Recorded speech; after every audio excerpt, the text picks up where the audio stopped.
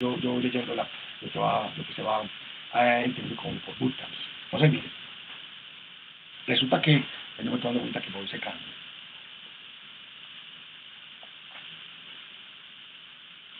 ¿Qué le vamos a llamar a los bootcamps? Son unas actividades, unos encuentros digitales en la que un grupo de estudiantes hace una actividad determinada, que vamos, ya vamos a ir explicando de qué se trata, y pues vamos a ir directamente. Cada una de esas, le hemos llamado el Design Thinking, originalmente se llaman fases, son 5. Nosotros le hemos llamado estaciones, pensando precisamente en que en cada una de esas estaciones es un recorrido, ¿cierto? No son fases desvinculadas. Cada una de estas estaciones, casi que como la línea de un metro, se recoge, hay un grupo de personas, hacen una serie de actividades y generan un subproducto. Ese subproducto es el insumo para la siguiente fase. Entonces, allá están: empatizar, definir, idear, prototipar y evaluar. Esas son las 5 fases. De empatizar, el subproducto, lo que van a producir ese grupo de estudiantes en esa actividad, es una identificación de necesidades del entorno. Ya vamos viendo de qué se trata. Esas necesidades van a dar lugar a una... No, espera, Sebas. No, déjamelo ya arriba. Eso, déjamelo ahí. Ese primer empatizar va a generar un producto que es una serie de necesidades, unas necesidades del tipo medioambiental. ¿Qué necesidades identifican los estudiantes que hay en términos medioambientales en su territorio? ¿Cierto? Esta es una parte que hay que trabajar muy fuertemente y ya vamos a ir diseñando el asunto. De ahí se generan esas necesidades que entran a definirse como lo que se llama dentro del método unos insights, unas comprensiones de esa necesidad. Es decir, el grupo de estudiantes toma la necesidad y dice, bueno, ¿cómo podemos entender esa necesidad? Y a eso llamamos un insight. Sobre ese insight se pasa a la siguiente fase, que es idear. Ahí lo tienen arriba. En idear, ese grupo de estudiantes empieza a pensar posibles soluciones, posibles soluciones, invenciones, innovaciones, creaciones para dar respuesta o para dar solución o para satisfacer esa necesidad que se identificó. ¿Cierto? Una vez ellos hacen la lluvia de ideas y promueven un montón de posibilidades de solución a esa necesidad, generan lo que llaman un prototipo. Cómo se ve esa idea en 3D o en lo digital, ¿cierto? Cómo prototipar, de qué manera esos estudiantes creen que esa solución se puede llegar a realizar. Y finalmente hay una etapa que no es la última en realidad, aunque se hace a lo último, que consiste en evaluar. ¿Qué se evalúa? Todo el tiempo vamos a entrar a evaluar cómo nos fue en el bootcamp de empatizar, cómo nos fue, qué aprendimos en el de definir, qué aprendimos y qué hicimos en el de idear, cómo nos fue, qué logramos hacer en el de prototipar.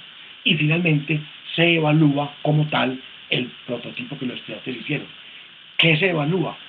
Si es verdad que eso que ellos propusieron puede llegar a ser una solución a esa necesidad, que eso que ellos propusieron en realidad da lugar a la satisfacción de esa necesidad que se halló en el primero de los bootcamps.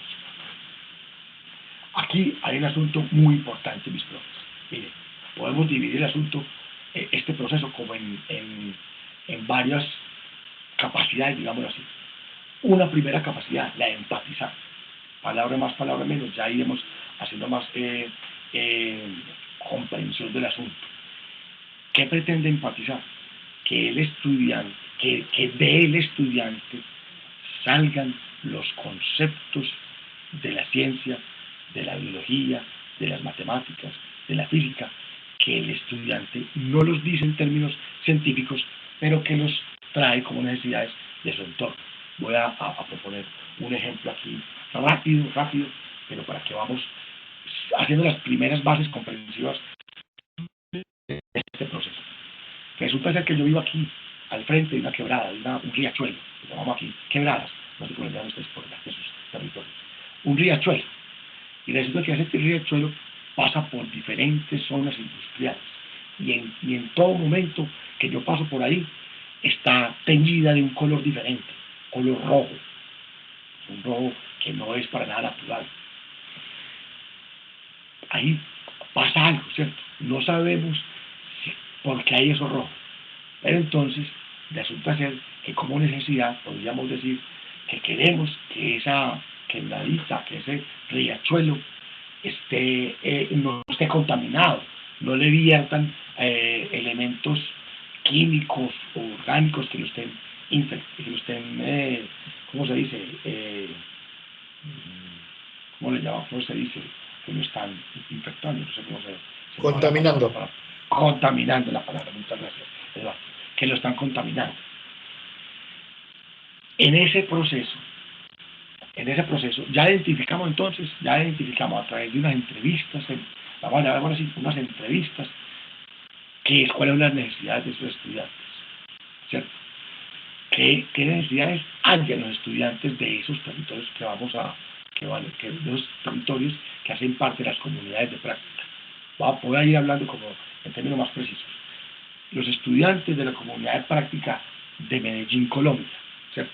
Aquí está ocurriendo entonces este problema con esta quebradita. En ese proceso de por qué se contamina, cuáles pueden ser agentes contaminantes de esa quebrada. Entonces, cuando empezamos nosotros a hacer el diálogo con esas comunidades, nosotros pues especialmente los profesores líderes de cada país, de cada país y de cada comunidad, ¿cierto? Van a hablar por qué será que esos riachuelos se contaminan, qué entendemos por contaminación, cuándo hay contaminación, ¿cierto? Entonces, dentro de todo este diálogo, dentro de todo este proceso que se llama la definición, de tratar de identificar por qué ese es un problema, ustedes como expertos en todos estos ámbitos de las ciencias y las disciplinas, ciencia, biología, todo este asunto, todos estos conocimientos, van a ir trabajando un diálogo con los estudiantes que les permita entender por qué se dice que ese riachuelo está contaminado, cuáles son agentes contaminantes. Bueno, ustedes saben muchísimo más extenso que yo cómo podríamos elaborar, construir esos diálogos tan epistemológicos ya de las disciplinas con esos estudiantes. Se genera entonces esta definición de este problema y se pasa después en ideación. La ideación es sacar posibles ideas que permitan solucionar ese problema. Probablemente los estudiantes y cualquier persona no pueda identificar una nueva idea, una forma de solucionar ese problema si no tiene claros los conceptos científicos que están dando lugar a ese problema. Entonces, ese es el reto más grande. ¿Cómo hacemos para que eso que el estudiante ha identificado como una necesidad en su territorio se convierta en un diálogo entre las ciencias, ¿cierto? ¿Cómo explicar ese problema del entorno en términos científicos? Es un diálogo, insisto, en el que los estudiantes van a ir comprendiendo qué es lo que la necesidad en términos científicos. En el asunto de la ideación, entonces, hay una muy importante dinámica de motivación a generar ideas. Profes, esta es quizá una de las necesidades más nombradas hoy en la educación que llaman del siglo XXI, que los estudiantes sean capaces no solamente de aprenderse una serie de conceptos de las ciencias, sino que sepan aplicarlos en posibles soluciones, ¿cierto? En soluciones a problemas reales. Entonces, lo que vamos a hacer son una serie de actividades que le van a permitir a ellos hacer ideas. Por ejemplo, lluvia de ideas, ¿cierto? Una lluvia de ideas en la que los estudiantes dicen, ¿cómo podríamos solucionar este asunto? En la medida en que los estudiantes van proponiendo ideas, nosotros como expertos disciplinares vamos a ir tomando esas ideas y a desagregarlas de manera conceptual para explicarles por qué esa es una buena idea, por qué no, hasta dónde puede funcionar o por qué no funciona.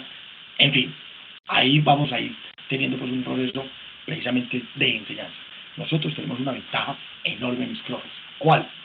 Que no estamos necesariamente ubicados dentro de las propuestas curriculares de las instituciones educativas, que por lo regular tienen unos estándares, tienen unos conocimientos, unos contenidos o unos conceptos por periodos, por unas temporalidades. Entonces, ¿eso qué hace? Que los profesores tengan que enseñar eso sí o sí y en una temporalidad. En nuestro caso, podemos demorarnos. Recuerden que la experiencia de inmersión con los estudiantes tiene un promedio de duración de unas 8 semanas, ¿cierto? Entonces, nosotros vamos a ir regulando ese tiempo.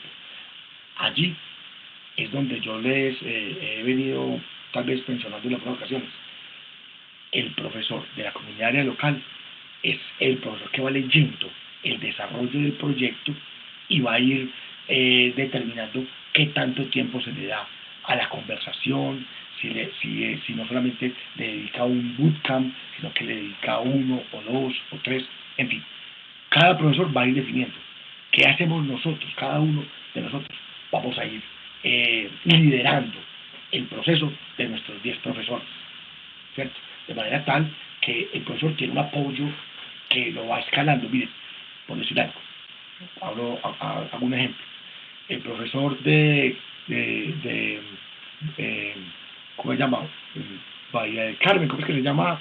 En la playa aquella hermosa donde vives, cerquita de que tú vives, Cecilia, Playa del Carmen, Playa del Carmen. Resulta que, ¿cierto que es así? Sí, Sí, Playa del la Carmen. verdad. Ok. Supongamos que tú tienes un profesor allá con su grupo de 5 estudiantes, por decir algo. Este grupo de estudiantes ya han identificado su necesidad, han conversado con sus profesores y ese profesor, ¿qué va a hacer? Ante cualquier duda, ante cualquier...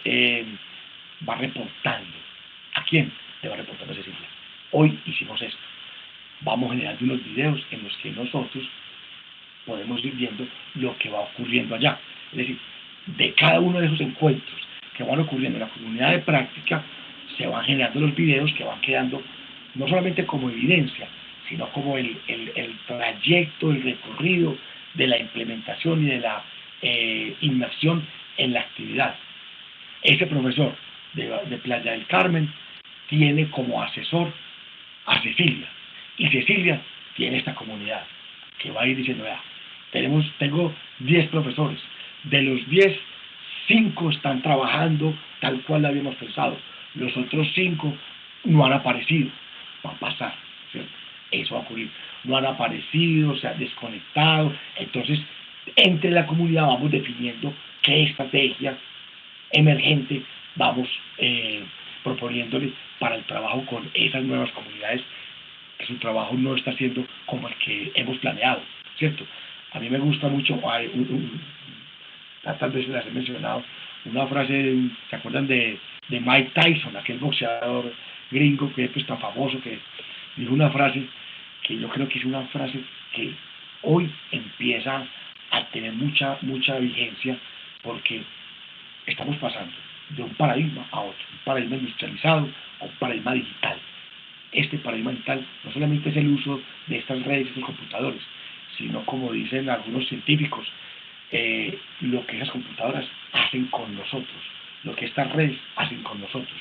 Entonces, yo no soy de la idea de que ellos son nativos digitales, no creo que sean nativos, todavía no hemos tenido la suficiente tiempo como para que haya habido una modificación de nuestro código genético para pensar pues digitalmente, pero sí la interacción con estas máquinas hace que estos muchachos empiecen a pensar de una manera diferente.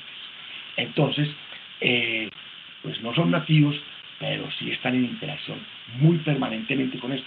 Y hoy la neurociencia nos dice que la experiencia recablea el cerebro. Lo dice un profesor de Harvard, Thomas, se me olvidó, así ya me acuerdo.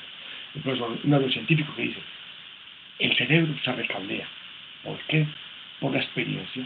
Si usted tiene una experiencia práctica, permanente sobre un asunto, esa experiencia empieza a modificar la estructura cerebral, inclusive la estructura cerebral. Los circuitos neurales entonces, muy posiblemente nuestros estudiantes que hoy estudian virtual, ¿cierto? Por esta pandemia, están virtualizados, entonces pasan mucho más tiempo conectados, navegando, entrando, subiendo, bajando, descubriendo, etcétera, y eso empieza también a construirlos a ellos neurocognitivamente hablando. Entonces, vamos a ir entendiendo que efectivamente estos estudiantes van a tener unas competencias diferentes y todos van a tener unos ritmos diferentes, ¿cierto? Dependiendo del entorno y de la experiencia que van viviendo. Entonces, de esta manera, profes, vamos a ir, volviendo al asunto, vamos a ir trayendo de la experiencia de la comunidad local a la comunidad de profesores STEM y de ahí a la comunidad de profesores STEM Latam, que somos nosotros. Y vamos a ir dándole, esos 3 meses van a ser unos meses de mucha actividad con toda seguridad. Tenemos que trabajar en red. Ese es, profes, el éxito de esto es que aprendamos a trabajar en red. ¿A qué me refiero con aprender a trabajar en red? En que vamos a ir delegando unas funciones, unas actividades en ciertos brazos, en ciertas comunidades de la red, ¿cierto? Entonces, por ejemplo, con Sebas y con Ana, vamos a tener la posibilidad de tener el apoyo de ellos en la producción de material. No quiere decir que ellos van a producir todo el material, porque no sé, porque precisamente el trabajo en red implica que cada nodo tenga una capacidad de producir y de hacer, ¿cierto? Entonces, por ejemplo, la semana pasada hablamos, ¿será que les pedimos a ellos que graben los videos y que nos los pasen y nosotros los montamos, los hacemos la edición? Eso sería muy bueno y les evitaría a ellos mucho trabajo, a cada uno de ustedes mucho trabajo, pero les restaría la experiencia de ponerse la tarea de montar su video. Eso es un aprendizaje, ¿cierto? La red requiere aprendizaje. Yo no hago tal cosa, no lo he hecho nunca, pero con el apoyo de la comunidad voy a empezar a hacerlo. Y eso, en cuestión de días, ya se convierte usted en una práctica y ya queda con un aprendizaje, con otro conocimiento ahí sumado. Entonces, esa es parte de la lógica de la red. Aprender. Bueno, les decía yo a ustedes en las entrevistas, hay que estar dispuesto a aprender. Si no, el aprendizaje en red no se desarrolla, en la red no se desarrolla, porque le toca esperar a que alguien más le diga qué es lo que hay que hacer o que se lo haga.